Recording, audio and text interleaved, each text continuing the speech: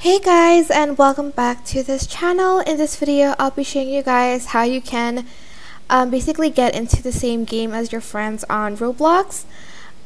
So they can invite you through chat, or you can join them through like profile if they're playing a game. If not, you can't.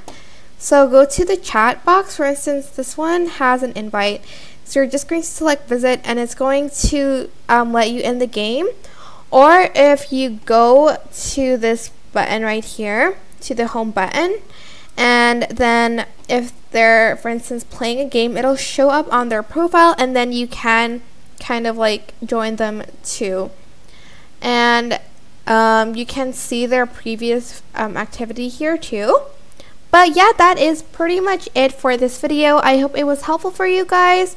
Don't forget to like, comment, share, and also subscribe to this channel if you haven't done that. If you have any questions, just leave it in the comment section down below, and I will try my best to answer them all for you. Thank you so much for watching. Bye!